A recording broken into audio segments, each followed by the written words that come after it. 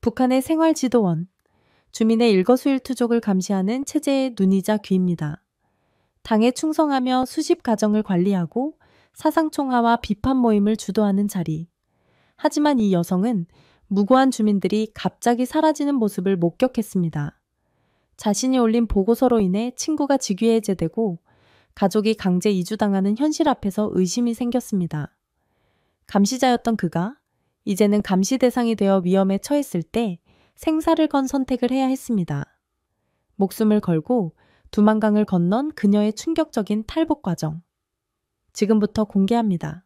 저는 평안남도 평성시에서 태어나 당성이 강한 가정에서 자랐습니다. 부모님은 항상 제게 당과 수령에 충성하는 사람이 되라고 가르쳤죠. 그렇게 자라난 저는 당연히 노동당에 가입했고 열심히 활동한 덕분에 군당 생활 지도부 소속 생활지도원이 되었습니다. 처음에는 사명감으로 가득 찼습니다. 당과 수령의 뜻을 주민들에게 전달하는 중요한 임무라고 생각했으니까요. 매주 수십 가정을 방문하는 일은 쉽지 않습니다. 각 가정의 사상 총화를 주도하고 비판 모임을 이끌어야 하니까요.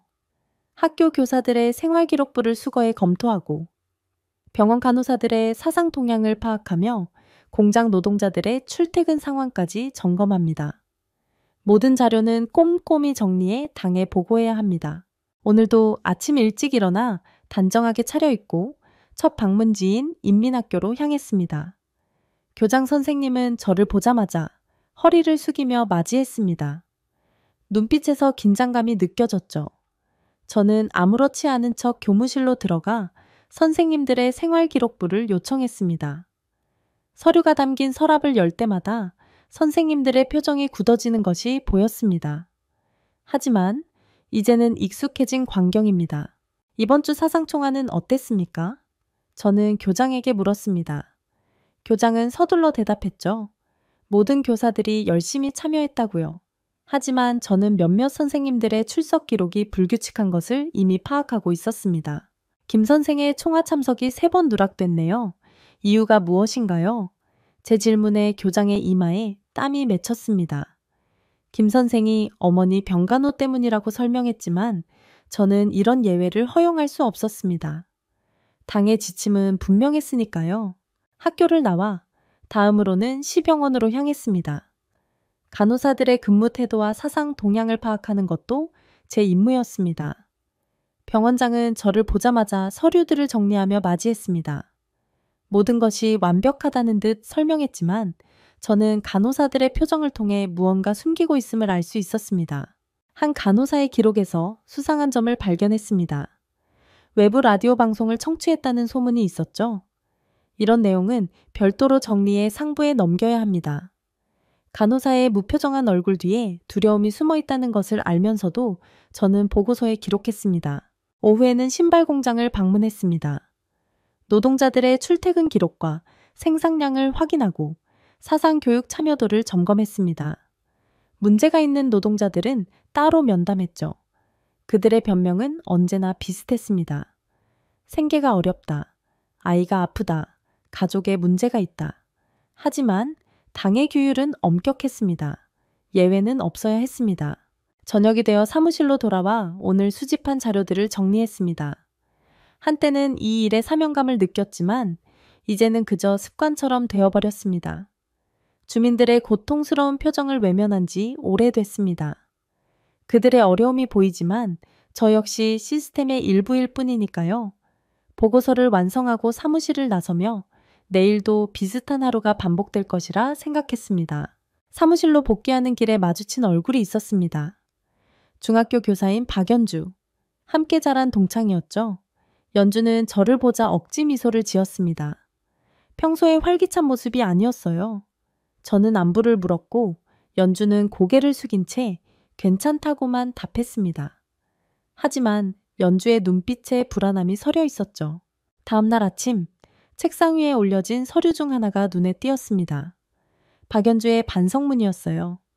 3번째 제출된 문서였습니다. 내용은 수업 중 언급한 외부 세계에 대한 이야기였죠. 학생들에게 다른 나라의 교육 방식을 설명했다는 혐의였습니다. 저는 이전 보고서들도 꺼내 비교해봤어요. 첫 번째는 단순 주의였으나 두 번째부터는 수위가 올라갔습니다. 이번 반성문에는 연주의 가족 배경까지 언급되어 있었어요. 부모가 원래 함경도 출신이라는 문구가 적색펜으로 밑줄 쳐져 있었습니다. 출신 성분. 북한에서 이보다 민감한 문제는 없었죠. 저는 연주의 가족에 대해 잘 알고 있었습니다. 연주의 부모님은 함경도에서 태어났지만 평양에서 대학을 나온 지식인이었어요. 하지만 지금 이 문서에서는 마치 문제 있는 가족처럼 묘사되어 있었습니다. 저는 상관의 지시에 따라 연주의 반성문과 함께 제 의견을 첨부해야 했습니다. 펜을 들고 망설였어요. 연주가 항상 성실했다고 쓸까? 아니면 문제의 심각성을 강조할까? 결국 저는 중립적인 어조로 추가 관찰 필요라고만 적었습니다. 하지만 마음 한편에서는 이것조차 연주에게 위험할 수 있다는 생각이 들었어요. 일주일 후 교육부 회의에서 연주의 이름이 언급됐습니다. 사상적 문제로 직위 해제라는 결정이 내려졌죠. 회의장을 나오는 길에 연주를 마주쳤습니다. 눈물을 참고 있는 연주의 모습에 가슴이 아팠어요. 하지만 저는 아무 말도 할 수 없었습니다. 그저 고개를 숙이고 지나쳤죠. 집으로 돌아오는 길, 제 머릿속은 혼란스러웠습니다. 제가 올린 보고서가 연주의 직위 해제에 결정적 역할을 했다는 사실을 깨달았어요. 친구를 배신한 느낌이었죠. 하지만 저도 어쩔 수 없었습니다. 제 임무는 문제를 보고하는 것이니까요. 그날 밤 잠을 이루지 못했습니다. 연주의 슬픈 눈빛이 계속 떠올랐어요. 남편은 제 뒤척임에 짜증을 냈습니다. 무슨 고민이 있냐고 물었죠. 하지만 말할 수 없었습니다. 남편조차 제 생각을 알면 위험할 테니까요. 다음날 아침 사무실에서 상관이 저를 불렀습니다. 최미양 동무, 어제 결정에 대해 어떻게 생각하나? 저는 순간 긴장했지만 표정을 감추며 대답했어요. 당의 결정은 항상 옳습니다. 상관은 저를 날카롭게 쳐다보며 말했습니다.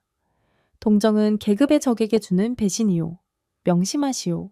그 말을 들은 후 저는 더욱 자기 검열을 강화했습니다. 감정을 드러내지 않고 더 철저하게 임무를 수행했어요. 하지만 마음속 깊은 곳에서는 의문이 자라고 있었습니다. 이것이 정말 옳은 일인가? 단지 출신 성분 때문에, 몇 마디 실수 때문에 한 사람의 인생이 무너져도 괜찮은 걸까? 저는 매일 수십 명의 주민을 감시하고 보고했습니다. 그들의 사소한 실수가 제 보고서에 기록되고 그것이 누군가의 운명을 결정했죠. 하지만 처음으로 그 무게가 제 어깨를 짓누르는 것을 느꼈습니다. 시스템은 제게 후퇴를 허락하지 않았어요.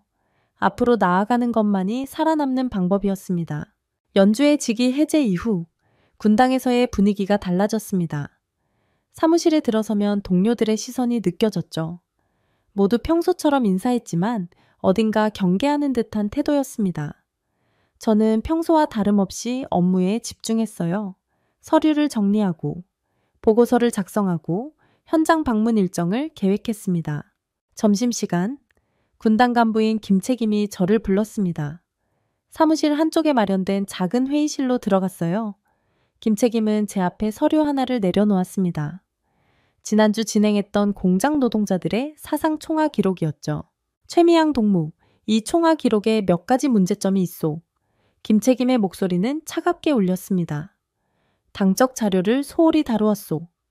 몇몇 노동자들의 발언이 누락되었고 비판 내용도 구체적이지 않소. 저는 순간 당황했지만 표정을 감추며 고개를 숙였습니다. 부족한 점이 있었군요. 즉시 보완하겠습니다. 김책임은 저를 잠시 바라보더니 말했어요. 최근 동무의 보고서가 예전만 못하오. 혹시 무슨 일이라도 있소? 질문의 의도가 단순한 확인인지 함정인지 판단할 수 없었습니다. 저는 침착하게 대답했어요. 아닙니다. 다만 업무량이 많아 꼼꼼함이 부족했던 것 같습니다. 앞으로 더 주의하겠습니다. 김책임은 고개를 끄덕였지만 눈빛에는 의심이 남아 있었습니다. 동무도 알다시피 우리 생활지도원들은 주민들을 감시하는 동시에 항상 감시받고 있소. 명심하시오. 회의실을 나오는 순간 온몸에 식은땀이 흘렀습니다. 김책임의 말은 분명한 경고였어요.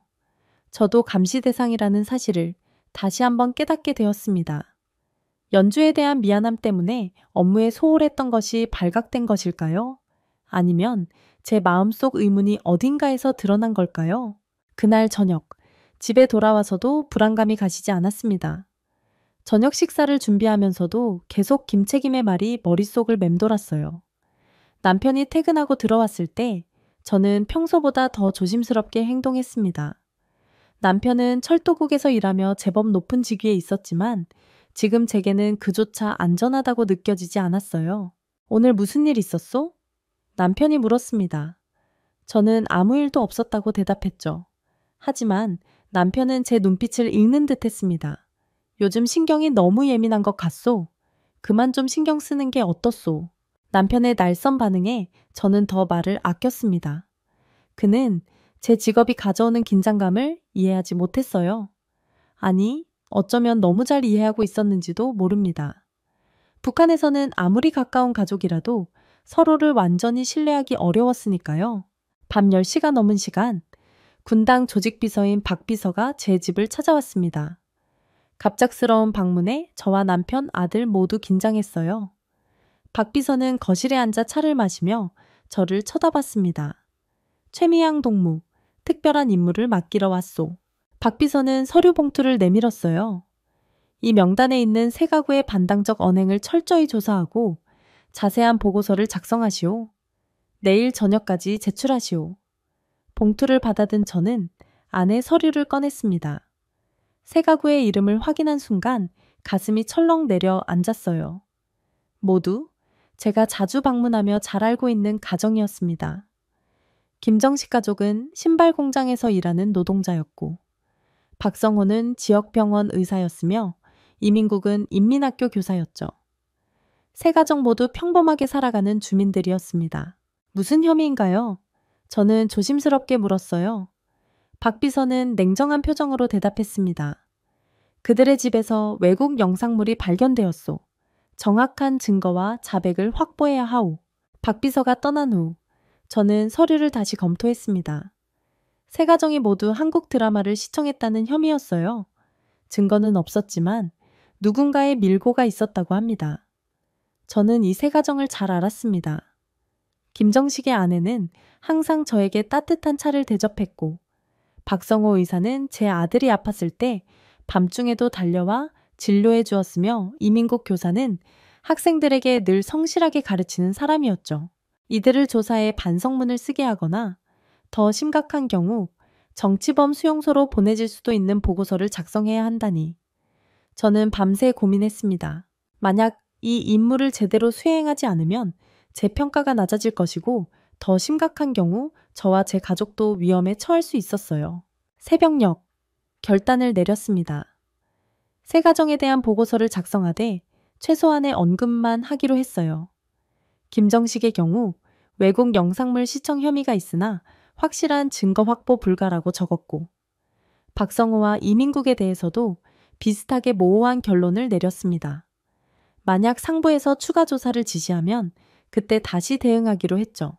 다음 날 오전, 저는 보고서를 들고 세 가정을 방문했습니다. 그들의 눈에서 두려움이 느껴졌어요. 저는 공식적인 질문을 던지면서도 눈빛으로 무언가를 전하려 했습니다.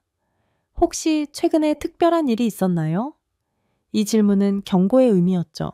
김정식의 아내는 저의 의도를 알아챈 듯 했습니다. 아니요, 평범하게 지냈어요. 아이들 공부시키고 일하느라 바빴죠. 박성호와 이민국도 비슷하게 대답했어요.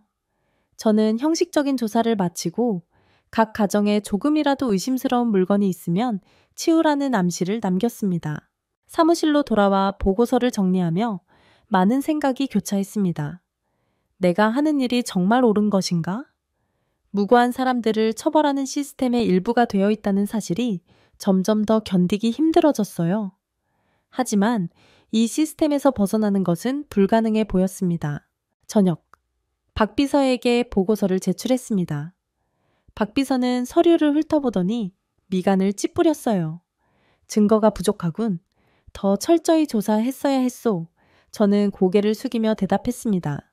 네, 다음에는 더 철저히 하겠습니다. 박 비서가 떠난 후 무거운 마음으로 집으로 향했습니다. 오늘의 선택이 옳았는지 확신할 수 없었어요. 하지만 최소한 세 가정은 당장의 위기에서 벗어났을 것입니다. 한편으로는 제 자신과 가족이 위험에 노출되었다는 불안감도 떨칠 수 없었죠.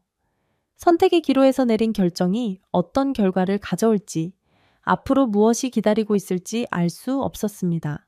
보고서 제출 후 닷새가 지났습니다. 아침 일찍 출근하던 중 동네 사람들이 모여있는 모습이 눈에 들어왔어요. 평소라면 별로 신경 쓰지 않았을 광경이지만 왠지 불안한 마음에 다가갔습니다. 사람들은 제가 다가가자 흩어졌죠. 그중 한 명만이 머뭇거리며 제게 말을 건넸습니다. 최동무, 김정식네가 사라졌다고 하네요. 순간 머릿속이 하얘졌습니다. 김정식 가족이 갑자기 사라졌다니요? 저는 침착함을 유지하며 물었어요. 무슨 말이죠? 어제까지만 해도. 주민은 낮은 목소리로 덧붙였습니다. 어젯밤 보이부차가 왔다고 하더군요. 아침에 보니 집이 텅 비어 있었어요. 사무실에 도착해 즉시 보고서 사본을 찾아봤습니다. 제가 작성한 보고서에는 분명 확실한 증거 확보 불가라고 적었는데 왜 갑자기 체포된 것일까요? 누군가 제 보고서를 수정했거나 아니면 다른 경로로 정보가 들어간 것일 수도 있었습니다. 오후에 주민 방문을 나갔을 때 사람들의 시선이 달라져 있음을 느꼈습니다. 예전에는 두려움과 경계심이 섞인 눈빛이었다면 이제는 원망과 적대감이 느껴졌어요. 한 여성은 제가 다가가자 급히 문을 닫았고 골목에서 마주친 아이들은 놀던 것을 멈추고 저를 쳐다봤죠. 마을 어귀의 작은 가게에서 물건을 살 때도 주인은 말없이 물건만 건넸습니다. 예전 같으면 안부라도 물었을 텐데요. 저는 이 모든 것이 김정식 가족의 실종과 관련이 있다는 것을 알았어요.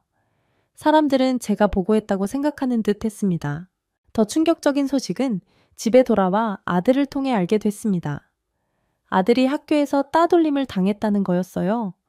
친구들이 저한테 말을 안 걸어요. 지도원 자식이라고 수군거려요. 아들의 말에 가슴이 무너지는 느낌이었습니다. 아이가 상처받는 것을 지켜보는 것보다 더 괴로운 일은 없었죠. 다음 날, 박성호 의사의 집을 방문했습니다. 문을 두드렸지만 아무도 나오지 않았어요. 옆집 사람에게 물어보니 박성호는 병원에 안 나온 지 이틀이 되었다고 했습니다. 불안감이 커져갔어요.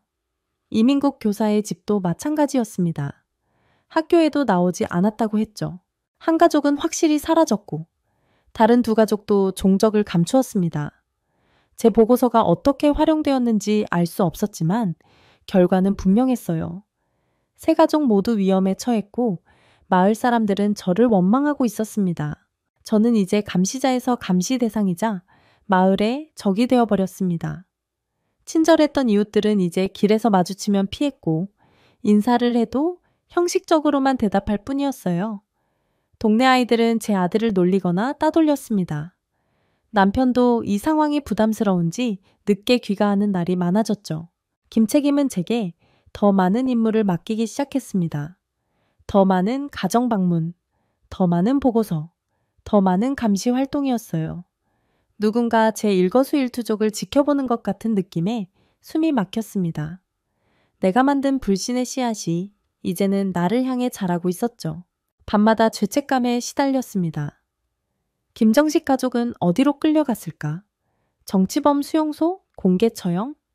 모든 가능성이 제 머릿속을 맴돌았어요. 그들의 운명이 제 손에 달려 있었다는 생각에 괴로웠습니다. 내가 더 모호하게 보고했어야 했을까? 아니면 아예 거짓 보고를 했어야 했을까? 하지만 그랬다면 제 가족도 위험에 처했을 테지요. 이 시스템에서는 누구도 벗어날 수 없다는 생각이 들었습니다. 감시자도, 피감시자도 모두 같은 두려움 속에 살아가고 있었어요. 이대로는 안 된다는 생각이 점점 강해졌습니다. 무언가 달라져야 했어요. 저와 제 가족의 삶이. 이 끝없는 불신과 공포의 고리에서 벗어날 방법이 필요했습니다. 김정식 가족이 사라진 후 2달이 지났습니다. 일상은 겉으로 보기에 평범했지만 내면의 갈등은 날로 깊어졌어요. 매일 아침 군당에 출근해 보고서를 작성하고 주민들을 감시하는 일을 반복했습니다. 하지만 이제 그 일에서 어떤 의미도 찾을 수 없었죠. 시장에 장을 보러 갔을 때였습니다. 자주 드나들던 식료품 상점의 주인 최 여사가 물건을 건네며 평소와 다른 눈빛으로 저를 쳐다봤어요. 사람들이 모두 빠져나간 틈을 타 최 여사는 낮은 목소리로 말했습니다. 최동무, 혹시 나갈 생각은 없냐고 묻는 사람들이 많더군요. 순간 온몸에 전율이 흘렀습니다. 나간다는 말은 북한에서 매우 위험한 의미를 담고 있었어요. 탈북을 의미하는 이 말을 누군가 꺼냈다는 것 자체가 충격적이었습니다. 더구나 제가 생활지도원이라는 점을 고려하면 더더욱 위험한 발언이었죠. 저는 아무 말도 하지 않고 물건을 받아 돌아섰어요. 하지만 그 말은 계속 제 머릿속을 맴돌았습니다. 누가 나에게 이런 말을 전하라고 했을까? 함정일까? 진짜 탈북을 도와주겠다는 것일까? 온갖 생각이 교차했어요. 일주일 후 다시 그 상점에 들렀습니다. 최 여사는 평소와 다름없이 행동했지만 제게 물건을 건네며 작은 쪽지를 함께 넘겼어요. 쪽지에는 주소와 시간이 적혀 있었습니다. 저는 아무 말 없이 받아 주머니에 넣었죠. 그날 밤 남편과 아들이 잠든 후 쪽지를 다시 꺼내 확인했습니다. 다음 날 오후 평성시 외곽의 한 창고를 찾아가라는 내용이었어요. 가슴이 두근거렸습니다. 이것이 함정이라면? 하지만 지금의 삶에서 벗어날 기회라면? 밤새 고민했어요. 다음 날 주민 방문 일정을 핑계로 지정된 장소로 향했습니다. 낡은 창고 앞에 도착했을 때 주변을 샅샅이 살폈어요. 의심스러운 인물이나 감시 카메라가 있는지 확인했죠. 아무도 없다는 확신이 들자 조심스럽게 창고에 들어갔습니다. 안에는 중년 남성이 기다리고 있었어요. 그는 저를 보자마자 무표정하게 말했습니다. 생활지도원이 여기까지 오다니 결심이 대단하군요. 저는 경계하며 물었어요. 누구시죠? 남성은 자신을 김 선생이라고만 소개했습니다. 그의 정체는 국경 브로커였죠. 김 선생은 탈북 과정과 위험성에 대해 설명했습니다. 특히 제가 생활지도원이라는 점이 큰 문제였어요. 일반 주민보다 감시가 훨씬 철저했고 탈북 시 처벌도 더 무거웠습니다. 하지만 그는 가능하다고 했어요. 비용은 일반인의 2배, 미화 5,000달러가 필요했죠. 천문학적인 금액이었습니다. 저는 그 돈을 어디서 구할 수 있을지 막막했어요. 김 선생은 제 표정을 읽었는지 말했습니다.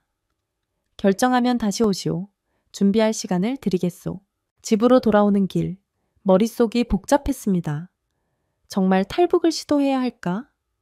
위험이 너무 컸어요. 저는 생활지도원이었고 탈북자 색출이 제 임무 중 하나였습니다. 제가 탈북하면 남은 가족들이 정치범 수용소로 끌려갈 수도 있었죠.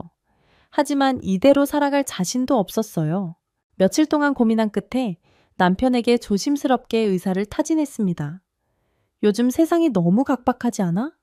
아들의 미래가 걱정돼. 남편은 제 의도를 눈치챘는지 날카롭게 쳐다봤어요. 조심해. 그런 생각은 우리 모두를 위험하게 만들 수 있어. 남편의 반응에 더 이상 말을 꺼내지 못했습니다.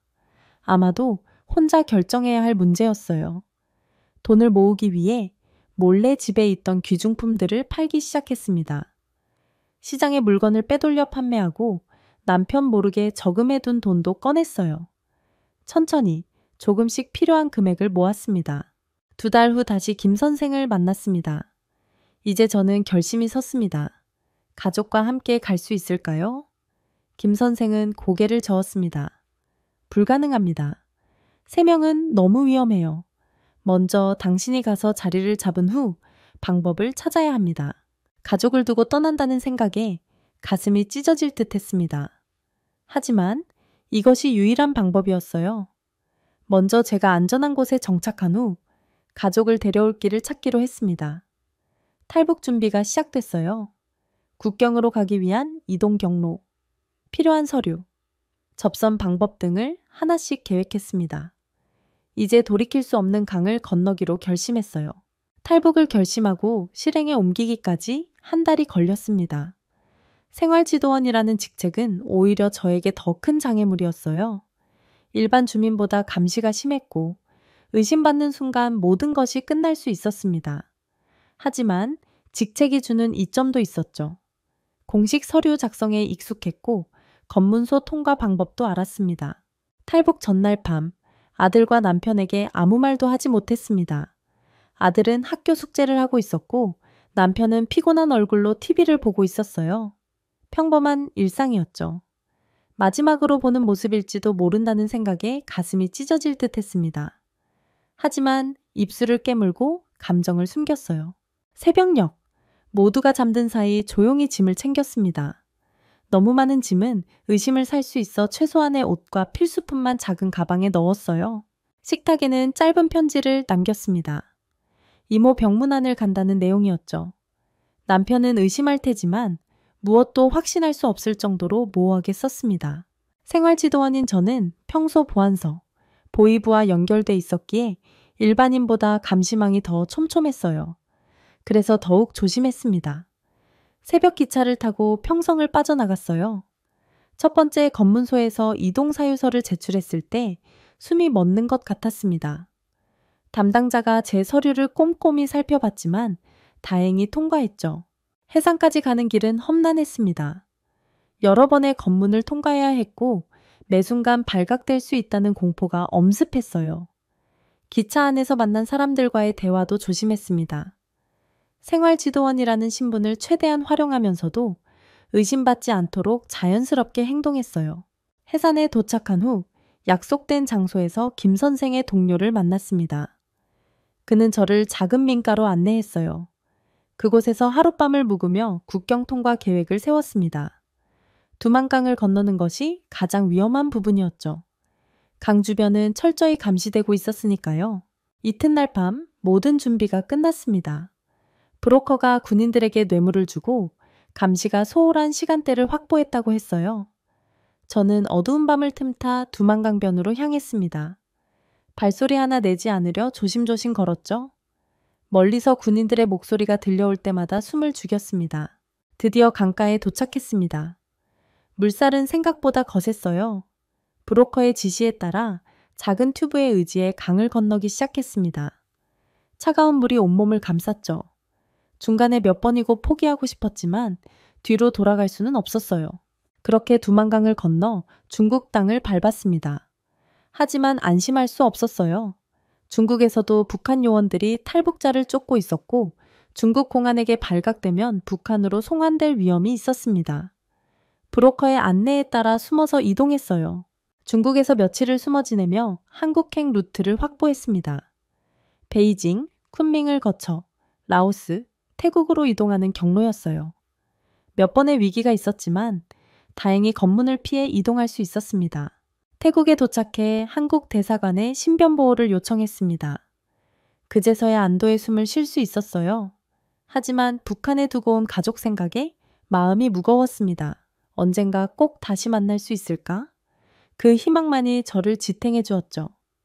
체계적인 감시망을 뚫고 자유를 찾아온 제 선택이 옳았는지 태국의 밤하늘을 바라보며 끊임없이 자문했습니다. 하나원에서의 교육을 마치고 서울 근교의 작은 아파트에 정착했어요. 지금은 노인 요양보조원으로 일하고 있습니다. 북한에서 사람들의 생활을 감시하던 제가 이제는 어르신들의 생활을 돕고 있다니 참 아이러니하죠. 처음 한국에 와서 가장 어려웠던 것은 자유였습니다. 북한에서는 모든 것이 통제되고 감시됐어요. 무엇을 하든 허가가 필요했고 매 순간 조심해야 했죠. 하지만 한국에서는 내가 원하는 대로 살 수 있었습니다. 처음에는 이 자유가 부담스러웠어요. 결정을 내릴 때마다 누군가 감시하고 있는 것 같은 느낌이 들었습니다. 버스를 탈 때도, 마트에서 물건을 살 때도, 길을 걸을 때도 항상 주변을 경계했어요. 누군가 저를 지켜보고 있을까봐 두려웠습니다. 북한에서의 습관이 몸에 배어 있었죠. 밤에는 자주 악몽을 꾸었습니다. 꿈속에서 저는 여전히 생활지도원이었고 주민들을 감시하고 있었어요. 때로는 제가 감시당하는 꿈을 꾸기도 했습니다. 요양원에서 일을 시작한 것은 우연이었어요. 취업 교육 중 노인 돌봄에 관심이 생겼고 어르신들과 대화하는 것이 편안했습니다. 북한에서는 늘 말을 조심해야 했지만 이곳의 어르신들은 제 서툰 말투를 웃으며 받아주셨어요. 그분들의 따뜻한 눈빛에서 제가 그토록 갈망했던 인간적인 교류를 찾았습니다. 일하면서 가끔 북한에서의 기억이 떠오를 때가 있습니다. 생활지도원으로서 주민들의 집을 방문해 감시하던 일, 그들의 두려움에 찬 눈빛, 내가 작성한 보고서로 인해 사라진 사람들, 그럴 때면 가슴이 무거워집니다. 제가 했던 일들이 정말 옳았을까요? 다른 선택을 할 수는 없었을까요? 가장 힘든 것은 가족에 대한 그리움이었어요. 남편과 아들을 두고 온 죄책감은 항상 제 마음 한구석을 무겁게 짓누르고 있었습니다. 그들이 어떻게 지내고 있을지, 혹시 제 탈북으로 인해 고통받고 있진 않을지 생각하면 밤잠을 이루지 못했어요. 브로커를 통해 소식을 알아보려 했지만 연락이 닿지 않았습니다. 어느 날 요양원에서 일하던 중 한 할머니가 저에게 물었어요. 고향에 가족이 있어요? 순간 눈물이 차올랐지만 꾹 참고 대답했습니다. 할머니는 제 손을 꼭 잡아주셨어요. 그 따뜻한 손길에서 위로를 받았습니다. 그날 이후 저는 조금씩 마음을 열기 시작했습니다. 이제는 매주 탈북민 모임에 참석하며 서로의 경험을 나누고 있습니다. 그곳에서 만난 사람들과 대화하다 보면 제가 혼자가 아니라는 것을 느껴요. 모두 각자의 방식으로 상처를 안고 살아가고 있지만 그래도 앞으로 나아가고 있다는 사실이 힘이 됩니다. 북한의 한 가정집, 한 여성이 온몸을 피가 나도록 문지르며 샤워를 하고 있습니다. 그녀의 몸은 이미 빨갛게 달아올랐고 눈에서는 눈물이 흐르고 있습니다. 이후 그녀는 비밀 모임에 초대되어 탈북을 도모하게 되고 마침내 목숨을 걸고 탈북에 성공해 한국에 도착하자마자 주저앉아 절규를 했다고 합니다. 대체 이 여성에게는 무슨 일이 있었던 걸까요? 안녕하세요. 저는 서혜성입니다. 한때 평안북도 신의주 장마당에서 중국 화장품과 옷을 팔아가며 살아가던 평범한 여성이었습니다. 물론 지금은 자유의 땅 한국에서 살고 있지만 이런 삶은 북한에 있을 때는 상상조차 할 수 없었어요. 특히 여성의 몸으로 말이죠. 새벽 5시 7일 같은 어둠 속에서 저는 매일 발걸음을 재촉했습니다. 신의주 장마당으로 향하는 길은 늘 이렇게 시작됐죠. 어둠 속에서도 익숙한 발소리들이 여기저기서 들려왔습니다. 저처럼 좋은 자리를 차지하려 서두르는 여성들의 발소리였어요. 매일 아침 김경숙 언니가 저를 위해 자리를 맡아주었습니다. 저희는 서로 도움을 주고받는 사이였어요. 언니가 건네는 따뜻한 옥수수차는 얼어붙은 제 손을 녹여주곤 했습니다. 서로 돕지 않으면 살아남을 수 없는 곳이 바로 신의주의 장마당이었습니다.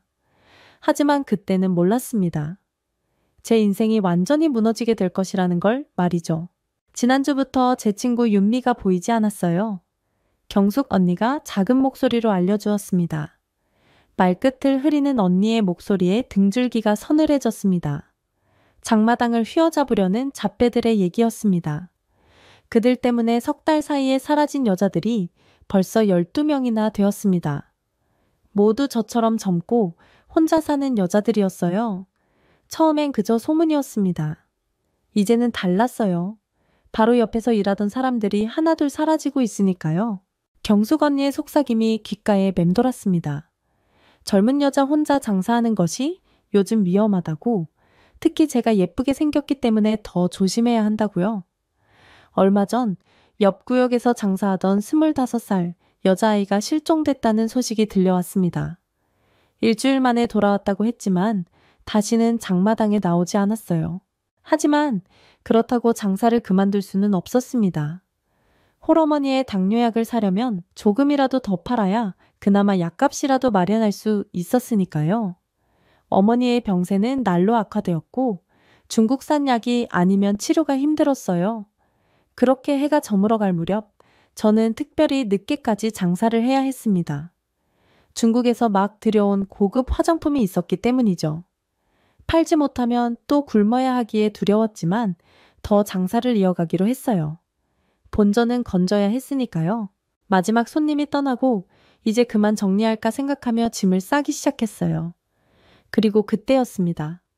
등 뒤에서 들리는 발소리에 심장이 덜컥 내려앉았어요. 보이부 완장을 찬 남자들이 나타났습니다. 뭔가 이상했어요. 보이부가 아닌 것이 분명했고 제가 재빨리 도망치려는 순간 누군가 제 팔을 거칠게 잡아챘습니다. 인적 드문 골목으로 끌려가는 순간 온몸이 얼어붙었어요. 그날 밤 저는 3명의 남자들에게 인간 이하의 대우를 받았습니다. 제 인생에서 가장 끔찍한 밤이었어요. 제 존재 자체가 부정당하는 느낌이었습니다. 찢어진 옷가지를 부둥켜 안고 저는 한참을 움직이지 못했습니다. 온몸이 얼어붙은 듯했고 정신은 혼미했어요. 겨우 몸을 일으켜 집으로 향했지만 다리가 자꾸만 휘청거렸습니다. 그 사건 이후 저는 일주일째 똑같은 악몽에 시달렸습니다.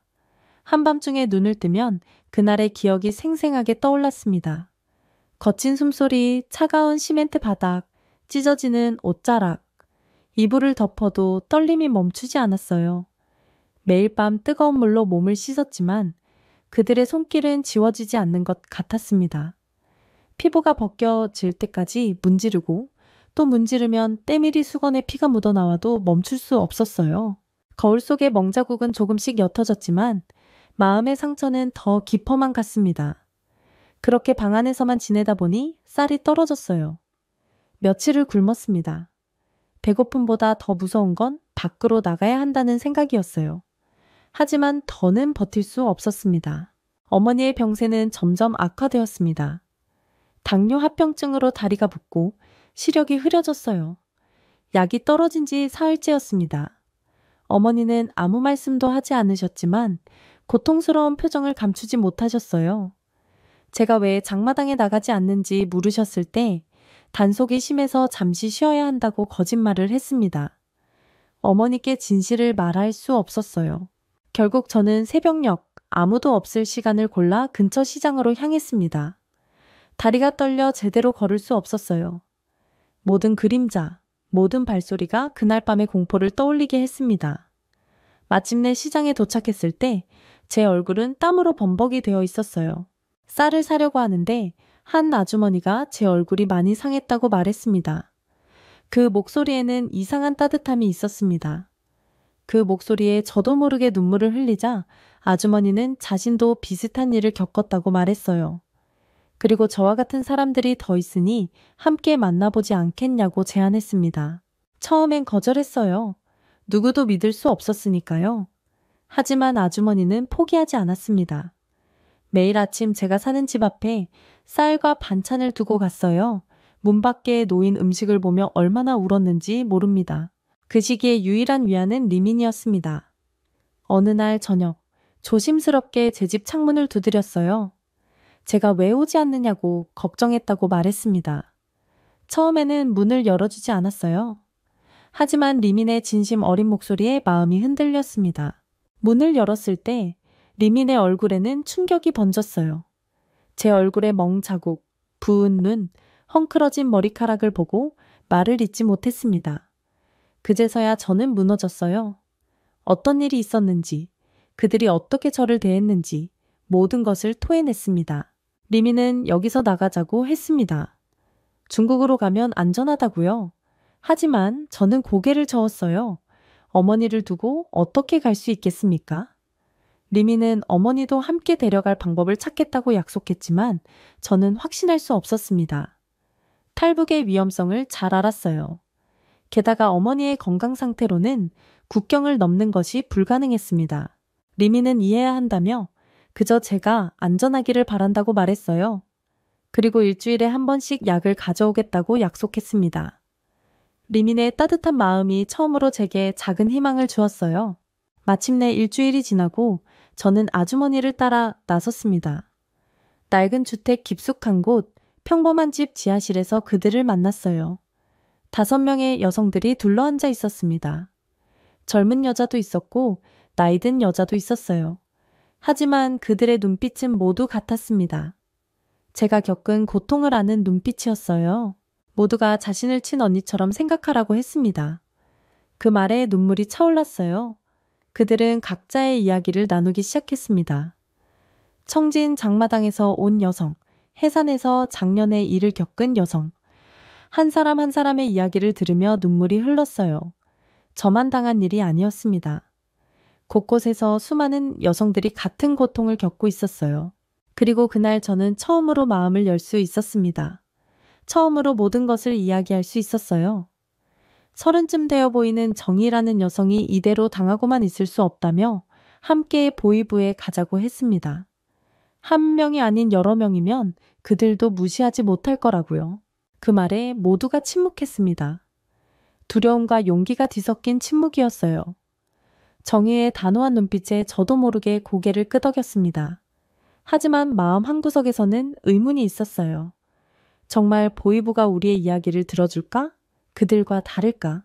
다음 날 비밀 모임에 다시 참석했습니다.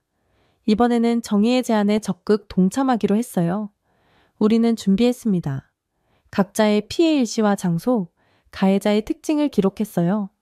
저는 특별한 재능이 있었습니다. 어릴 때부터 그림을 잘 그렸어요. 제가 본 가해자들의 얼굴을 정확히 그려냈습니다. 특히 그들 중 리더처럼 행동하던 눈 밑에 점이 있는 남자의 얼굴은 잊을 수 없었어요. 그의 얼굴을 종기에 옮기는 동안 손이 떨렸지만 끝까지 그려냈습니다. 모임에서 만난 여성들과 더 친해졌어요. 서로의 아픔을 나누면서 조금씩 치유되는 느낌이었습니다. 특히 정희는 제게 큰 힘이 되었어요. 정희는 한때 교사였지만 비슷한 일을 당한 후 모든 것을 잃었다고 했습니다. 하지만 그 어두운 시간을 견뎌내고 이제는 다른 여성들을 돕고 있었어요. 정희는 아픔을 이기는 방법은 혼자 숨어 있는 게 아니라 함께 맞서는 것이라고 했습니다. 그 말이 제 가슴에 깊이 새겨졌어요. 이제 더 이상 피해자로 살지 않겠다고 결심했습니다.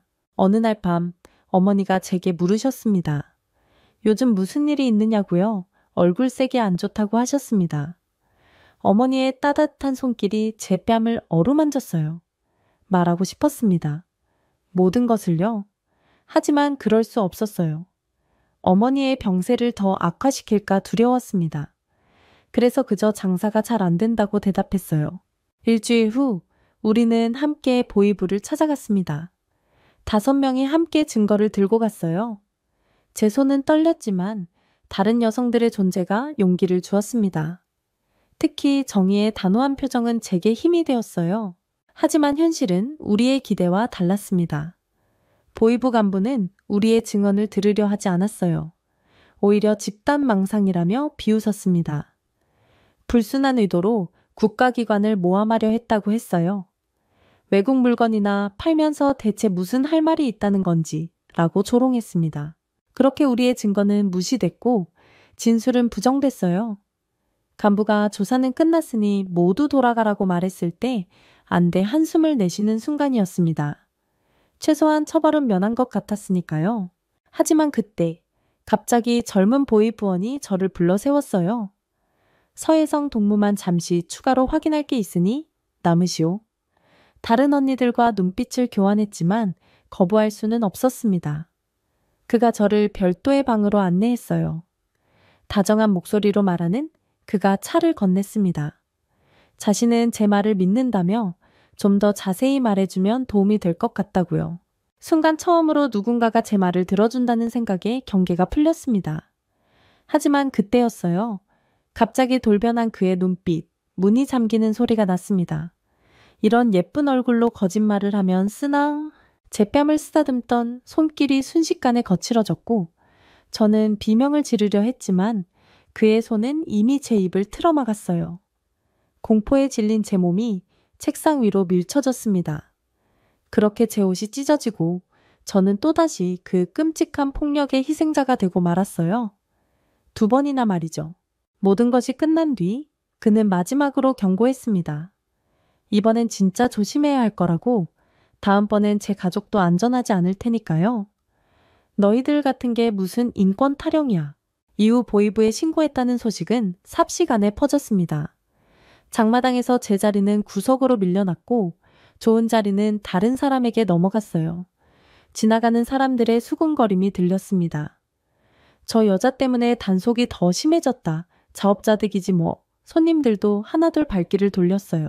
집에 돌아와 거울을 보았습니다. 멍자국은 거의 사라졌지만 눈빛은 점점 더 초점을 잃어가고 있었어요. 매일 밤 악몽에 시달리고 낮에는 사람들의 차가운 시선을 견뎌야 했습니다. 이제는 장마당에 나가는 것조차 두려워졌어요. 그렇게 혼자 남은 방 안에서 저는 매일 밤 흐느꼈습니다.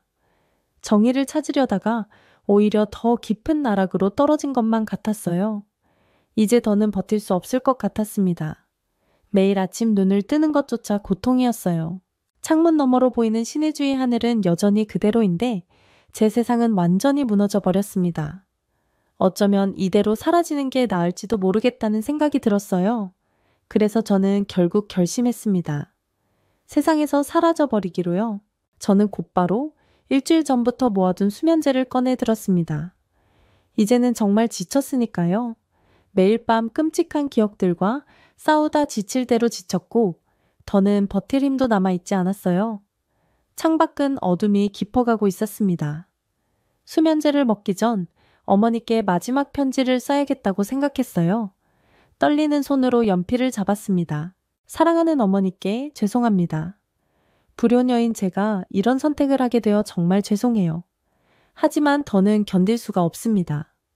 매일 밤 악몽에 시달리고 깨어있는 순간에도 공포가 저를 놓아주지 않아요. 이제는 숨 쉬는 것조차 힘이 듭니다. 페니 종이 위에서 멈췄습니다.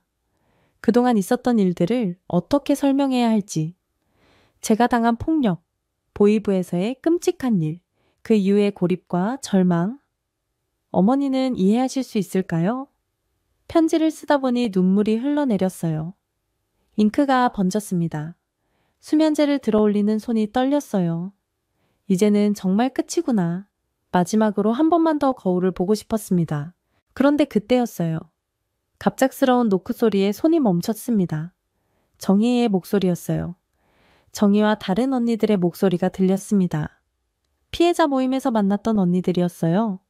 하지만 문을 열 수는 없었습니다. 저는 이미 결심한 상태였으니까요. 하지만 그들은 포기하지 않았습니다. 정희의 애원하는 목소리가 마음을 흔들었어요. 결국 저는 한참을 망설이다 문을 열었습니다. 그 순간 정희가 저를 꼭 안아주었어요. 이런, 대체 무슨 짓을 하려던 거야? 책상 위에 놓인 수면제와 편지를 본 정희의 눈에 눈물이 고였습니다. 정희는 수면제를 치웠고 다른 언니들은 저를 안아주었어요. 그들의 따뜻한 손길에 저도 모르게 흐느끼기 시작했습니다. 정희는 제게 다른 선택지가 있다고 했습니다. 바로 탈북이었어요. 이 지옥 같은 곳을 벗어나는 것이었습니다. 순간 숨이 멎는 것 같았어요. 그 위험한 선택을 하자는 거였습니다. 정희는 이미 루트도 알아봤고 중국의 브로커와 연락이 닿은 상태라고 했어요. 비용도 어느 정도 모아두었고 우리 셋이서 함께 가면 더 안전할 거라고 했습니다. 하지만 망설이는 제게 경숙 언니가 말했어요. 여기 남아서 죽기보다는 낫지 않냐고. 적어도 희망이라도 있지 않느냐고요. 그 말에 고개를 들어보니 모두의 눈에 결연한 의지가 서려 있었습니다. 그리고 그날 밤 우리는 밤새 이야기를 나눴어요. 탈북 계획, 준비해야 할 것들, 위험성, 모든 것을 꼼꼼히 따져보았습니다. 새벽이 되어서야 결심이 섰어요. 죽음을 무릅쓰고 자유를 찾아 나서기로 했습니다. 그것이 제 삶의 가장 큰 전환점이 될 줄은 그때는 몰랐어요. 하지만 그 전에 해야 할 일이 하나 있었습니다. 바로 어머니였어요. 결국 저는 어머니께 모든 걸 털어놓기로 했습니다. 어머니 앞에 무릎을 꿇고 앉았을 때 제 심장은 터질 듯이 뛰었어요. 어머니는 제 얼굴에 멍자국을 보자마자 눈물을 흘리셨습니다. 제가 그동안 겪었던 일들을 하나하나 이야기하는 동안 어머니의 손이 떨리고 있었어요. 어머니는 저를 꼭 안아주셨습니다. 그리고 제 입에서 나온 말은 스스로도 믿기지 않았어요. 어머니도 함께 가자고, 우리 모두 이곳을 떠나자고 했습니다. 어머니는 처음에 놀라셨어요. 그렇게 위험한 일에 대해 섣불리 결정할 수 없다고 하셨습니다. 하지만 저는 간절히 설득했어요. 이곳에서는 더 이상 제가 안전하지 않다고, 우리 모두 새로운 삶을 찾아야 한다고요. 어머니는 결국 고개를 끄덕이셨습니다. 그렇게 우리는 새로운 이야기를 나눴어요. 날이 밝아올 무렵 어머니가 마침내 결정을 내리셨습니다. 우리 모두 함께 가자고요. 이후 저는 곧바로 리민에게 연락했어요. 리민은 예상대로 탈북을 돕겠다고 했습니다. 하지만 비용 문제가 있었어요. 5명이 되니 브로커 비용이 크게 늘어났습니다. 1인당 2만 달러, 총 10만 달러가 필요했어요. 턱없이 부족한 금액이었지만 어머니의 친척들이 도와주기로 했습니다. 한 달 뒤, 드디어 모든 준비가 끝났어요. 출발 전날 밤, 저는 마지막으로 집을 둘러보았습니다. 제가 자라온 곳, 부모님의 추억이 가득한 곳. 다음날 새벽 2시, 저희는 두만강 근처에 숲속에 웅크리고 앉아 있었어요. 리민의 말대로 국경 경비대가 교대하는 시간을 기다리고 있었습니다. 살을 내는 듯한 한겨울 바람이 불어왔지만 지금은 추위도 느끼지 못했어요. 곧 건너야 할 강물을 바라보며 저도 모르게 어머니의 손을 꼭 잡았습니다. 리민이 작은 목소리로 준비됐는지 물었어요. 우리 5명은 서로를 바라보며 고개를 끄덕였습니다. 경숙 언니가 떨리는 손으로 작은 가방을 어깨에 메고 정희는 마지막으로 주위를 살폈습니다. 리민의 신호와 함께 우리는 조심스레 강변으로 내려갔습니다. 달빛에 반사된 강물이 시커멓게 흐르고 있었어요. 빨리 움직여야 했습니다. 15분 안에 건너지 못하면 위험했어요. 우리는 강물로 들어섰습니다. 차가운 물이 발목을 적셨을 때 숨이 턱 막혔어요. 겨울 두만강은 얼음장 같이 차가웠습니다. 서로 손을 꼭 잡으라는 리민의 말에 우리는 손에 손을 마주 잡았어요. 그렇게 기적처럼 중국 땅에 도착했을 때 우리는 말 한마디 할 수 없었어요. 이후 저희는 리민이 말했던 조선족 마을로 향했어요. 젖은 옷이 얼어붙어 걷는 것조차 힘들었지만 멈출 수는 없었습니다. 새벽 4시가 되어서야 한 농가에 도착했어요. 나이든 조선족 할머니가 우리를 맞이했습니다. 저희는 사흘을 그곳에서 숨어 지냈어요. 할머니는 우리에게 따뜻한 음식과 옷을 주셨습니다. 하지만 편히 쉴 수는 없었어요. 인신매매단이 근처를 자주 돌아다닌다는 할머니의 경고에 늘 긴장한 채로 지내야 했습니다. 결국 우리는 다시 길을 나섰어요. 공안을 피해 밤에만 이동했습니다. 낮에는 숲속에 숨어 지내며 먹을 것을 구했고 밤이면 리민이 알려준 경로를 따라 남쪽으로 향했어요. 라오스 국경에 도착했을 때 새로운 시련이 시작됐어요. 울창한 정글은 또 다른 위험으로 가득했습니다. 밤마다 들리는 뱀의 쉬쉬 소리, 전갈의 위협, 숨 막히는 더위. 매 순간이 생존과의 싸움이었어요. 한 달 반의 정글 생활 끝에 마침내 태국 국경 마을이 보였습니다. 하지만 그때 어머니가 쓰러지셨어요. 고열로 의식이 혼미해지는 거였습니다. 언니들과 제가 번갈아 업으며 마을까지 겨우 걸어갔어요. 마을 입구에서 더는 걸을 수 없었습니다. 우리 모두 탈진 상태였어요. 태국 경찰이 우리를 발견했을 때 저는 겨우 한마디를 할 수 있었습니다. 난민입니다. 도와주세요. 경찰서에서 처음으로 편히 쉴 수 있었어요. 의사가 와서 어머니의 열을 내려주었고 우리에게 따뜻한 음식과 깨끗한 옷을 주었습니다. 처음으로, 정말 처음으로 안전하다고 느꼈어요. 병원 침대에 누워있는 어머니의 손을 잡고 저는 울음을 터뜨렸습니다. 창밖으로 태국의 새벽이 밝아오고 있었습니다. 두만강을 건넌 그날 밤부터 여기까지 우리가 걸어온 길이 주마등처럼 스쳐 지나갔어요. 이제 우리는 자유의 땅에 도착했지만 아직 마음의 절반은 먼 곳에 남아 있었습니다.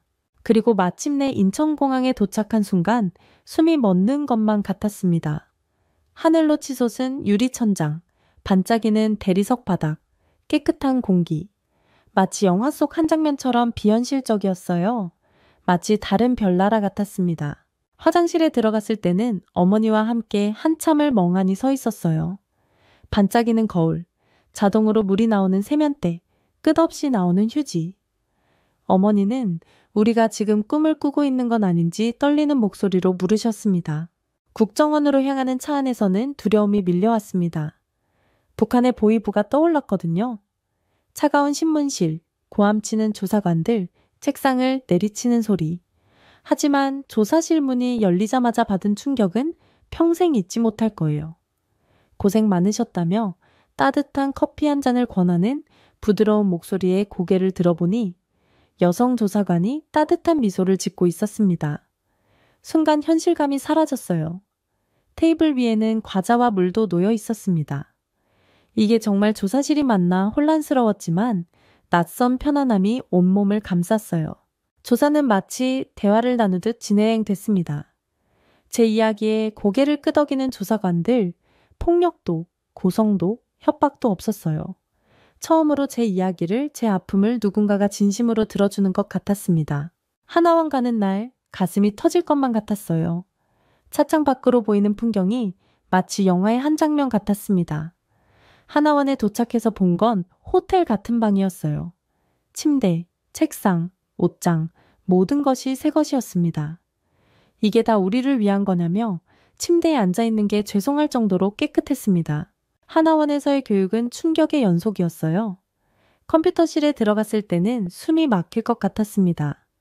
한 사람당 한 대씩 컴퓨터가 있다니 북한에서는 과학자들도 쉽게 만질 수 없는 것이었는데요.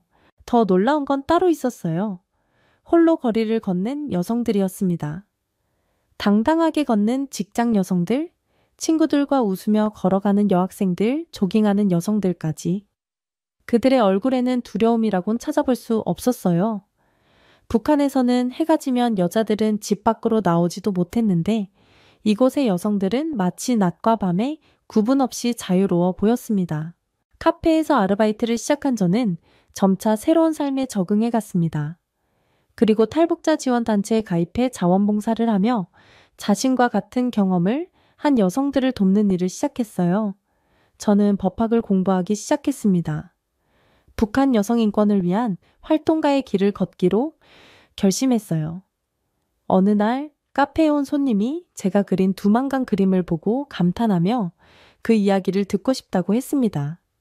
그는 미술치료사로 제게 그림을 통해 자신의 경험을 치유하고 다른 탈북 여성들도 돕자고 제안했어요. 그렇게 저는 꽃잎 같은 발걸음이라는 치유 프로그램을 시작했습니다. 북한에 남겨진 여성들을 기억하고 그들의 목소리가 되기 위해 새로운 여정을 시작했어요. 저의 발걸음이 앞으로 가는 길에 꽃잎을 뿌리는 것처럼 북한의 많은 여성들에게도 그 꽃잎이 닿기를 바랍니다. 우리의 발걸음이 모여 꽃길이 되는 그날까지 오늘도 한 걸음 내딛습니다. 북한 최고 권력자 김정은의 개인 소유물이 되어버린 여성이 있습니다. 평양 최고급 호텔의 VIP 담당자로 일하던 그녀는 단 한 번의 마주침으로 지옥 같은 나날을 겪었습니다. 절망 속에서 그녀는 목숨을 건 탈출을 결심합니다. 자유를 향한 처절한 몸부림, 그리고 새로운 시작. 만약 여러분이 모든 것을 잃고 목숨만 걸고 탈출해야 한다면 어떤 선택을 하시겠습니까?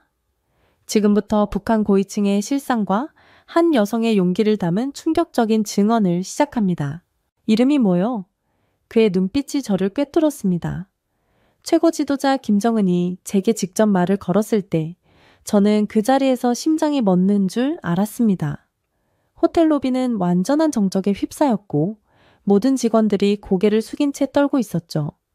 그날이 제 인생을 완전히 바꿔놓을 거라고는 상상도 못했습니다. 제 이름은 윤혜진입니다. 35살이고 평양에서 태어났어요.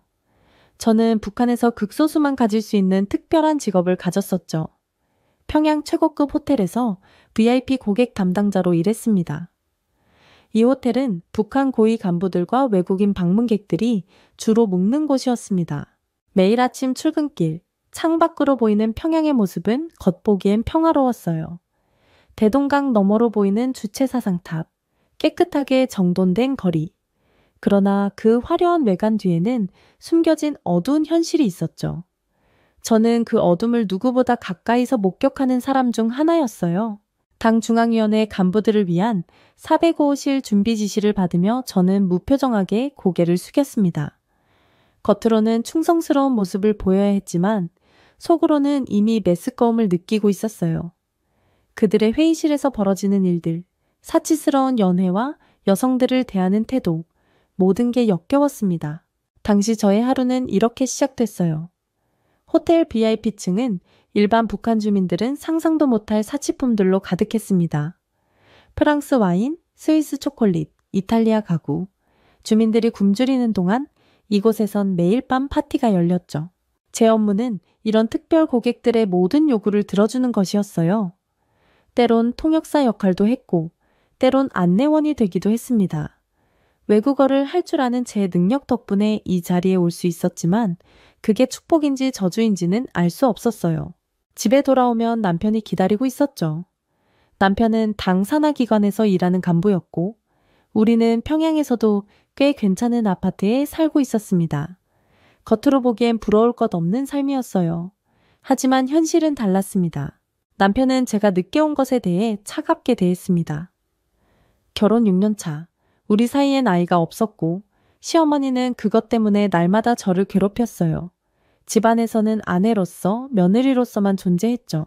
호텔에서 만나는 외국인들 덕분에 저는 조금씩 바깥 세상을 알게 됐어요. 한국 드라마를 몰래 본 적도 있었고 외국 잡지를 훔쳐보기도 했었죠. 그럴 때마다 머릿속에선 의문이 들었습니다. 우리는 왜 이렇게 살아야 하는지, 바깥 세상은 정말 우리가 배운 것처럼 지옥일지 궁금했어요. 하지만 그런 생각은 위험했어요. 누구에게도 말할 수 없는 제 마음 깊숙이 묻어둔 비밀이었죠. 그렇게 저는 조용히 그저 주어진 삶을 살아가고 있었습니다. 어느 날 아침 호텔 지배인이 비상회의를 소집했습니다. 목소리에 긴장감이 묻어났고 모든 직원들의 얼굴이 창백해졌죠. 특별 손님이라는 말은 곧 김정은을 의미했으니까요.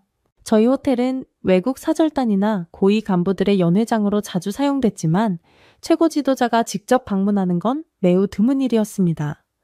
그날 하루 종일 저희는 미치도록 바빴어요. 바닥은 손으로 3번씩 닦았고 식기는 하나하나 검수했습니다. 저녁 7시 검은색 벤츠 행렬이 호텔 앞에 도착했습니다. 모든 직원들이 일렬로 서서 고개를 숙였죠. 저는 앞줄 중앙에 서 있었습니다. 온몸이 떨렸지만 표정 하나 흐트러뜨릴 수 없었어요. 그가 나타났습니다. 까만 인민복을 입은 김정은이 당 간부들에 둘러싸여 걸어왔죠. 공기가 얼어붙는 듯 했습니다. 시간이 멈춘 것만 같았어요. 그런데 예상치 못한 일이 벌어졌습니다. 김정은이 저를 향해 걸음을 멈춘 겁니다. 그의 눈길이 저에게 고정됐고 저는 숨을 쉴 수 없을 만큼 공포에 질렸습니다. 그가 제 이름을 물었고 저는 떨리는 목소리로 대답할 수밖에 없었어요. 저도 모르게 땀이 등줄기를 타고 흘러내렸죠. 김정은은 오늘 자신의 식사를 제가 직접 담당하라고 지시했습니다. 곁에 있던 비서들이 놀란 눈빛을 주고받았습니다. 저는 그저 고개를 깊이 숙이고 영광이라 중얼거렸죠. 그날 저녁 내내 저는 김정은의 테이블을 직접 서빙했습니다. 그는 가끔 제게 질문을 던졌어요. 외국어를 얼마나 할 수 있는지, 호텔에서 얼마나 오래 일했는지, 마치 면접을 보는 것 같았습니다. 연회가 끝난 후 저는 화장실에 가서 숨죽여 울었습니다. 왜 하필 저였을까요? 평생 조용히 살아왔는데 그날 밤 집으로 돌아가는 길에 저는 불길한 예감에 사로잡혔습니다. 뭔가 끔찍한 일이 저를 기다리고 있다는 느낌이었죠. 그리고 그 예감은 정확히 들어맞았습니다. 일주일 후 출근길에 검은색 승용차 한 대가 제 앞에 멈춰 섰습니다. 당 비서실에서 나왔다는 남자가 차에 타라고 했어요. 심장이 요동쳤습니다. 머릿속이 하얘해졌죠. 차에 탄 순간 저는 제 운명이 완전히 바뀌게 될 거란 걸 직감했습니다. 당 비서실은 평양 중심부에 위치한 웅장한 건물이었습니다. 저는 15층으로 안내됐고 그곳엔 김정은의 측근으로 알려진 고위 간부가 기다리고 있었죠. 간부는 원수님께서 저에게 특별한 임무를 내리셨다며 축하했습니다. 그의 말에 온몸에 소름이 돋았어요. 그가 내민 서류를 읽자 다리에 힘이 풀렸습니다. 저는 이제부터 특별 접대원으로 지정됐다는 내용이었죠. 무슨 뜻인지 물었더니 원수님의 개인 수행원이 될 거라며 영광스러운 일이라고 했습니다. 그의 웃음 뒤에 숨겨진 의미를 저는 너무나 잘 알고 있었어요. 호텔에서 일하며 이런 특별 임무가 무엇을 의미하는지 여러 번 목격했으니까요. 거부할 수 없는 봉사. 생각만 해도 온몸이 떨렸습니다. 제가 결혼한 사람이라는 걸 말하자 남편에게는 이미 통보됐으니 걱정 말라고 했습니다. 남편도 당의 결정을 존중할 거라 믿는다고요. 집으로 돌아와 남편에게 모든 걸 털어놓았습니다. 제 두려움, 공포, 굴욕감. 남편이라면 저를 지켜줄 거라 믿었죠. 하지만 남편의 반응은 상상도 못한 것이었습니다. 이것이 우리 가문의 영광이라며 오히려 기뻐했습니다. 당황한 저는 이 상황이 얼마나 끔찍한지 설명했지만 남편의 눈빛은 변했어요. 차갑고 계산적인 눈빛이었죠. 그는 이것이 우리가 평생 꿈꿔온 출세의 기회라며 이제 최고 권력층에 발을 들일 수 있다고 했습니다. 10년 넘게 함께 살았지만 이런 모습은 몰랐습니다. 남편의 눈에는 권력에 대한 탐욕만이 가득했어요. 저는 할 수 없다고 했습니다. 너무 끔찍한 일이라고요. 그러자 남편은 제가 할 수 있는 선택은 없다며 거부하면 우리 가족 전체가 정치범 수용소행이라고 협박했습니다. 북한에서 수용소라는 단어는 죽음보다 더 무서운 것이었어요. 저는 그날 밤 이불 속에서 소리 없이 오랫동안 울었습니다. 다음 날부터 제 지옥 같은 나날이 시작됐습니다. 매주 두세 번 저는 김정은의 별장으로 호출됐어요. 그곳에서 벌어진 일들은 지금도 생각하면 몸서리가 쳐집니다. 저는 그저 인형처럼 그의 욕망을 채워주는 도구였을 뿐이죠. 집에 돌아올 때마다 샤워를 하며 몸을 닦았지만 더러움은 씻겨지지 않았습니다. 영혼이 더럽혀진 느낌이었죠. 남편은 제 고통을 외면했고 오히려 점점 더 좋은 자리로 승진해 갔습니다. 남편은 이제 우리도 평양에서 최고급 아파트로 이사 갈 수 있다며 제 덕분이라고 했습니다. 그 말에 저는 비참함을 느꼈어요. 제 존엄성을 팔아 얻은 사치. 이게 정말 사는 거였을까요? 매일 밤 죽고 싶다는 생각뿐이었습니다. 어느 날 밤 저는 결심했습니다. 이대로는 안 되며 이대로 죽을 순 없다고요. 이곳을 탈출해야 했습니다. 하지만 방법이 없었어요. 24시간 감시 속에 살았고 친구도 도움을 청할 사람도 없었으니까요. 그때 운명처럼 한 사람을 만나게 됐습니다.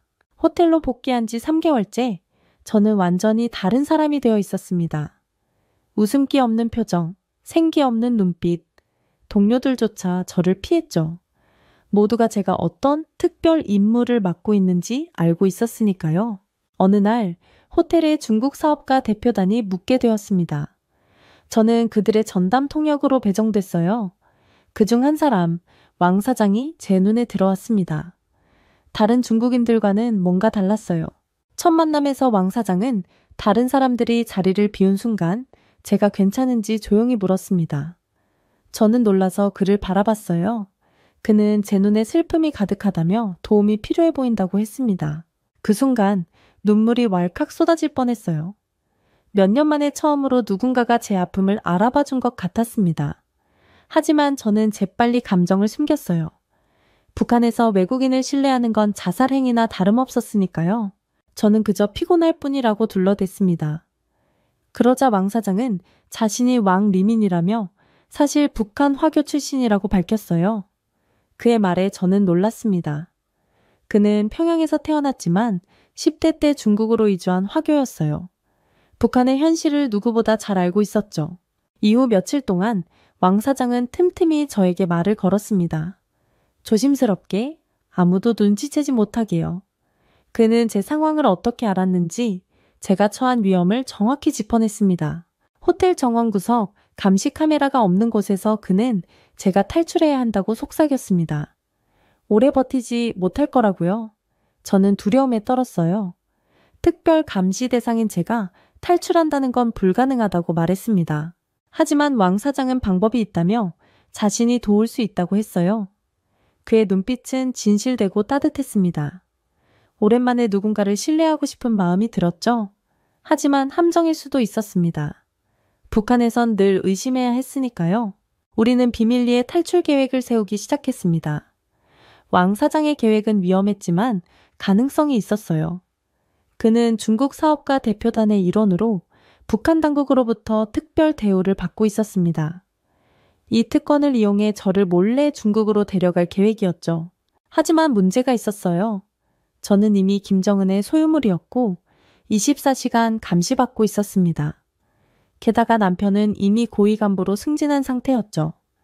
저의 실종은 곧바로 국가적 수색으로 이어질 게 분명했어요. 마침내 저는 결심했습니다. 어떤 대가를 치르더라도 탈출하겠다고요. 남편에게 저는 모든 것을 솔직하게 털어놓지 않았어요. 대신 중국 출장 이야기만 했죠. 김정은의 특별 지시로 중국 무역 대표단에 합류한다고요. 저는 남편의 약점을 정확히 찔렀습니다. 그는 권력과 출세에 눈이 멀어 있었으니까요. 김정은의 이름을 들으니 남편은 더 이상 반대하지 못했어요. 언제 돌아오냐는 물음에 일주일 후라고 대답했지만 그건 마지막 거짓말이었습니다. 다시는 이곳으로 돌아올 생각이 없었으니까요. 탈출 전날 밤 잠들지 못했습니다. 가져갈 수 있는 건 아무것도 없었어요. 사진 한 장, 기념품 하나 없이 그저 입고 있는 옷과 신발뿐이었습니다. 모든 흔적을 남겨둔 채 떠나야 했죠. 다음 날 아침 평소처럼 출근했습니다. 호텔에서 왕 사장을 만났고 그는 제게 오후 3시 국제호텔 앞에서 차가 기다리고 있을 겁니다. 그때 타세요. 왕 사장의 말에 고개를 끄덕였습니다. 시간이 너무 느리게 흘러갔어요. 초조함에 심장이 터질 것 같았습니다. 시간이 되자 저는 자연스럽게 호텔을 나섰습니다. 마치 일상적인 외출처럼 보이도록 걸음걸이를 조절했어요. 국제호텔 앞에 검은색 세단이 서 있었고 운전석에는 중국인 기사가 앉아 있었습니다. 차에 탑승하자마자 제 가슴은 터질 듯이 뛰었습니다. 모든 것이 순조로워 보였지만 가장 위험한 순간은 아직 오지 않았어요. 국경을 넘어야 했으니까요. 차는 평양 시내를 빠져나와 고속도로를 달렸습니다. 창밖으로 보이는 북한의 풍경이 점점 희미해져 갔어요. 3시간 후 우리는 신의주 국경 검문소에 도착했습니다. 긴장하지 마세요. 자연스럽게 행동하면 됩니다. 왕 사장의 말에 고개를 끄덕였지만 온몸은 땀으로 흠뻑 젖어 있었어요. 검문소에 도착하자 북한 병사들이 차를 둘러쌌습니다. 왕 사장은 모든 서류를 보여주었고 저는 비서 역할을 하는 척 고개를 숙이고 있었죠. 병사는 고개를 끄덕이고 우리를 통과시켜 주었어요. 중국과 북한을 잇는 다리를 건너는 순간 눈물이 왈칵 쏟아졌습니다. 그러나 아직 안심할 수 없었어요. 중국 국경 통과도 남아 있었으니까요. 다행히 중국 측 검문은 순조롭게 진행됐습니다. 왕 사장의 지휘 덕분에 특별 대우를 받았고 저는 그의 비서로 아무런 의심 없이 통과했어요. 그렇게 저는 북한을 탈출했습니다. 단둥에 도착한 후 우리는 곧바로 숙소로 향했습니다. 그러나 안전하지 않았어요. 북한 정보원들이 중국 전역에 포진해 있었고 특히 국경 지역은 위험했습니다. 왕 사장은 제게 가발과 안경을 건네며 변장하라고 했어요. 내일 아침 일찍 베이징으로 떠날 겁니다. 거기서 다음 단계를 준비할 거예요. 이튿날 우리는 베이징행 기차에 몸을 실었습니다. 기차역에서 북한 요원으로 보이는 사람들이 수상쩍게 서성이는 걸 봤어요. 가슴이 쿵쿵 뛰었지만 애써 무시했습니다. 베이징에 도착한 후 왕 사장은 저를 안전가옥으로 데려갔습니다. 그곳에서 한국계 선교사를 만났어요. 그는 탈북민들을 돕는 비밀 조직의 일원이었습니다. 이제부터는 더 위험해집니다. 베이징에서 머물 수는 없어요. 중국 정부가 탈북자를 발견하면 북한으로 송환시키니까요. 선교사의 말에 두려움이 밀려왔습니다. 그는 제게 라오스를 거쳐 태국으로 가는 계획을 설명했어요. 태국에 도착하면 한국 대사관에 망명을 신청할 수 있다고 했습니다. 3일 후 출발입니다. 그때까지 이 집에서 나가면 안 됩니다. 대기 시간 동안 저는 창문 밖을 내다볼 수도 없었어요. 마치 지하 감옥에 있는 것처럼 답답했습니다. 하지만 이건 제가 선택한 길이었죠. 출발 전날 밤 왕 사장이 찾아왔습니다. 그는 더 이상 동행할 수 없다고 했어요. 여기까지 온 것만으로도 기적입니다. 반드시 성공할 겁니다. 왕 사장과 작별 인사를 나누며 제 눈에서 눈물이 흘렀습니다. 다음 날 저는 중국인 안내자와 함께 긴 여정을 시작했습니다. 기차와 버스를 번갈아 타며 쿤민까지 이동했어요. 그곳에서 라오스 국경으로 향했습니다. 라오스 국경을 넘는 과정은 상상 이상으로 위험했어요. 밀림 속을 걸어 국경을 넘어야 했고 38도가 넘는 폭염 속에서 12시간을 걸었어요. 발바닥이 찢어지고 온몸은 벌레 물린 자국으로 뒤덮였지만 포기할 수 없었습니다. 라오스에 도착한 후에도 안심할 수 없었어요. 라오스 경찰에게 발각되면 중국으로 강제 송환될 위험이 있었으니까요. 우리는 밤에만 이동했고 낮에는 숨어 있었습니다. 마침내 태국 국경에 도착했을 때 저는 거의 탈진 상태였어요. 하지만 희망이 보였습니다. 태국에 발을 디딘 순간 가장 위험한 여정은 끝났다고 생각했죠. 태국 국경을 넘자마자 저는 태국 경찰에 자수했습니다. 이것은 계획의 일부였어요. 태국은 탈북민들을 북한으로 송환하지 않고 제3국 망명을 허용하는 몇 안 되는 국가 중 하나였으니까요. 태국 경찰서에 앉아 있는 동안 모든 것이 비현실적으로 느껴졌습니다. 제가 정말 탈출에 성공한 걸까요? 아니면 이건 다 꿈일까요? 경찰관들은 저를 구치소로 데려갔어요. 좁고 더러운 공간이었지만 제게는 천국처럼 느껴졌습니다. 적어도 이곳에선 김정은의 손이 닿지 않으니까요. 구치소에서 저는 다른 탈북민들을 만났습니다. 각자의 이야기를 듣고 있자니 가슴이 아팠어요. 굶주림을 피해 탈출한 젊은 여성, 아이들에게 더 나은 삶을 주기 위해 목숨을 건 어머니, 모두 감히 상상할 수 없는 고통을 겪었습니다. 혜진 씨, 곧 한국에 갈 수 있을 거예요. 거기선 정부에서 집도 주고 돈도 주고 교육도 시켜준대요. 함께 구금된 여성 중 한 명이 말했습니다. 하지만 저는 아직도 불안했어요. 북한에서의 트라우마가 쉽게 가시지 않았습니다. 밤마다 악몽에 시달렸고 문이 열릴 때마다 심장이 멎는 듯 했죠. 2주 후 한국 대사관 관계자가 저를 찾아왔어요. 그는 제 신원을 확인하고 망명 절차를 설명했습니다. 한국 정부가 저를 받아들이기로 했다는 소식에 저는 눈물을 참을 수 없었어요. 윤혜진 씨, 이제 곧 한국으로 갈 수 있습니다. 모든 준비가 끝났어요. 대사관 직원의 말에 안도의 한숨을 내쉬었습니다. 그러나 여전히 두려움이 있었어요. 북한에 남겨둔 가족들이 걱정됐습니다. 제가 탈출했다는 사실이 알려지면 그들은 어떤 처벌을 받게 될까요? 부모님, 남동생. 생각만 해도 가슴이 찢어졌어요. 마침내 한국행 비행기를 타는 날이 왔습니다. 방콕 공항에서 보안 요원들의 엄격한 경호를 받으며 비행기에 탑승했어요. 창문 밖으로 태국의 풍경이 작아져 가는 것을 보며 실감이 나지 않았습니다. 비행기 안에서 저는 계속 주변을 경계했습니다. 누군가 저를 알아보고 신고하지는 않을까? 비행기가 갑자기 방향을 바꿔 평양으로 가지는 않을까? 5시간의 비행 동안 한시도 마음을 놓을 수 없었어요. 인천공항에 도착했을 때 제 다리는 후들거렸습니다. 활주로에 비행기가 닿는 순간 저도 모르게 눈물이 흘러내렸어요. 공항에는 국가정보원 직원들이 기다리고 있었습니다. 그들은 친절했지만 경계심을 늦추지 않았어요. 탈북자들 중에는 북한에서 파견된 간첩도 있을 수 있기 때문이었죠. 저는 국정원 시설로 이송됐습니다. 그곳에서 3개월간 조사를 받았어요. 북한에서의 삶, 탈출 과정, 김정은과의 관계, 모든 것을 솔직하게 말했습니다. 처음엔 의심받았지만 조사관들은 점차 제 이야기가 진실임을 인정했어요. 조사가 끝난 후 저는 하나원으로 이송됐습니다. 하나원은 탈북민들의 한국 사회 적응을 돕는 시설이었어요. 그곳에서 저는 한국의 문화, 경제, 교통, 법률 등 기본적인 것들을 배웠습니다. 컴퓨터 사용법, 스마트폰 사용법도 처음 접했죠. 하나원에서의 생활은 때로 힘들었습니다. 탈북 과정의 트라우마, 북한에 두고 온 가족에 대한 그리움, 낯선 환경에 대한 두려움, 밤마다 울음을 삼켰어요. 하지만 함께하는 탈북민들과 선생님들의 도움으로 조금씩 적응해 갔습니다.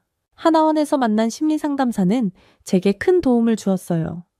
김정은에게 당했던 학대로 인한 트라우마를 치료하는 과정은 고통스러웠지만 반드시 거쳐야 할 길이었습니다. 제 마음속 상처를 하나씩 들여다보며 치유해 나갔어요. 혜진 씨, 당신은 매우 용감한 사람입니다. 그 누구도 상상할 수 없는 고통을 이겨내셨어요. 이제는 자신을 위한 삶을 살 차례예요. 상담사의 말에 저는 희망을 품기 시작했습니다. 그래요. 이제는 제 삶을 살 차례였어요. 누구의 노예도 소유물도 아닌 한 인간으로서의 삶을 말이죠. 3개월간의 하나원 교육을 마치고 저는 서울의 임대주택에 배정받았습니다. 정부에서 정착금도 지원받았어요.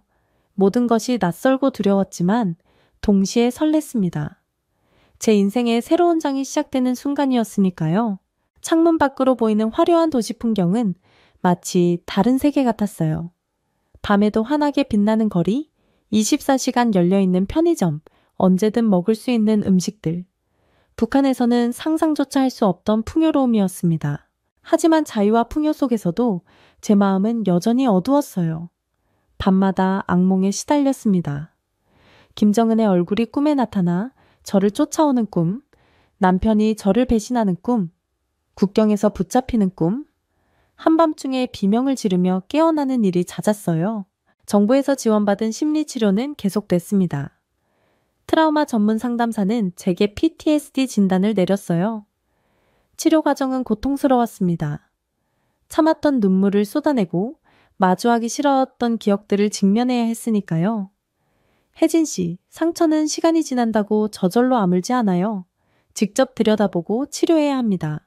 상담사의 말처럼 저는 제 상처를 마주했습니다. 김정은에게 당했던 학대, 남편의 배신, 목숨을 건 탈출 과정. 모든 기억이 선명하게 떠올랐어요. 그것들을 글로 써내려가는 과정은 마치 독을 뽑아내는 것 같았습니다. 혜진 씨, 당신은 이제 과거의 피해자가 아니라 생존자예요. 상담사의 말은 제게 큰 울림을 주었습니다. 그래요. 저는 더 이상 피해자가 아니었어요. 모든 고통을 이겨내고 살아남은 생존자였고, 이제는 다른 이들을 도울 수 있는 사람이 되고 싶었습니다. 한국에 정착한 지 2년, 개인적인 삶도 조금씩 변화했어요. 하나원에서 만난 다른 탈북민 출신 남성과 진지한 관계를 시작했습니다. 그는 저와 비슷한 상처를 가지고 있었고 서로를 깊이 이해할 수 있었죠. 처음엔 두려웠습니다. 남편의 배신 이후로 누구도 믿지 못했으니까요. 하지만 그의 따뜻한 말에 조금씩 마음의 문을 열기 시작했습니다. 서로의 악몽을 이해해주고 불안한 순간을 함께 견뎌주는 관계. 이것이 진짜 사랑이구나 싶었어요. 가끔은 여전히 악몽에 시달리고 갑작스러운 소리에 놀라기도 합니다. 트라우마는 완전히 사라지지 않았어요. 하지만 이제는 그것이 저를 지배하지 않습니다. 오히려 그 경험이 저를 더 강하게 만들었다고 생각해요. 아침마다 거울을 보며 제 자신에게 말합니다. 북한에서의 삶, 김정은의 학대, 목숨을 건 탈출. 그 모든 과정을 이겨낸 저는 이제 진정한 자유를 얻었습니다. 그리고 그 자유를 위해 애쓰는 다른 이들을 돕는 것이 제 삶의 목표가 되었어요.